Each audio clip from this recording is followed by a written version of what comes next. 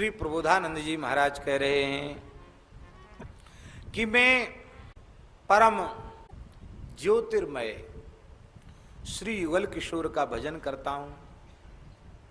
अब सारे विशेषण युगल किशोर के हैं। किन युगल किशोर का? परम आनंद घन सच्चिदानंद घन किन युगल किशोर का भजन करता हूं? बोले जो युगल किशोर जीव मात्र को अपने नित्य धाम में बसाना चाहते हैं। लोग कहते क्या करें, भगवान की इच्छा नहीं है। तो ठाकुर जी की तो खूब इच्छा है, तुम छोड़ते नहीं हो, तुम छोड़ नहीं रहे हो। कहते ना कि कंबल बहता जा रहा था, ठंड का समय था, गुरु चेला दोनों खड़े थे।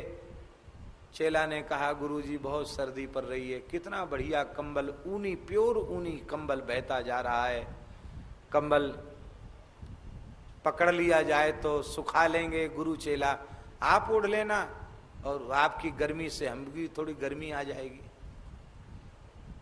गुरुजी बोले बेटा तो जाओ ले आओ कंबल।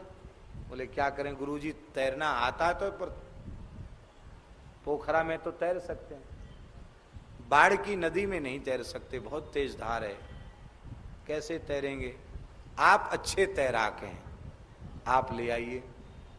चेला ने धार पे चढ़ा दिया गुरुजी को, टोन पे चढ़ा दिया और गुरुजी चढ़ गए, कूद पड़े महाराज नदी में।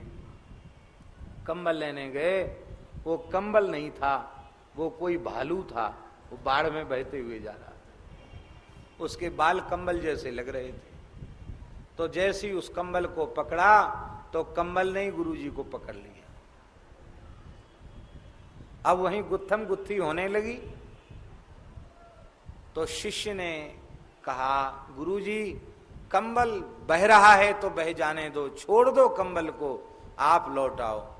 बोले बेटा अब लौटने की आशा छोड़ दो, अब हम कंबल को छोड़ना चाहते हैं पर कंबल हमें नहीं छोड़ता। अब कंबल को हम छोड़ना चाहते हैं पर कंबल हमें छोड़ता। महाराज यही स्थिति है जीवों की। ये अविद्या माया की नदी के प्रवाह में बह रहे हैं और ऐसे ही जैसे कंबल के लिए मन ललचाता ऐसे ही कूद पड़ते हैं उस विषय रूपी कंबल को लेने के लिए। और ये विषय रूपी कंबल ही भालू है, ये ऐसा पकड़ लेता है, जकड़ लेता है कि फिर छोड़ते भी छुप बनता नहीं।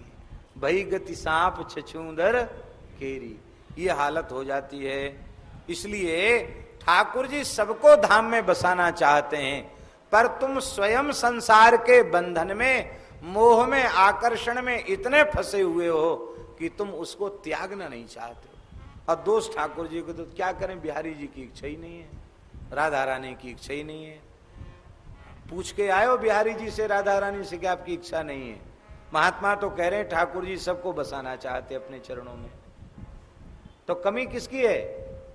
कमी अपनी है। हमारी धाम में श्रद्धा नहीं, निष्ठा नहीं है।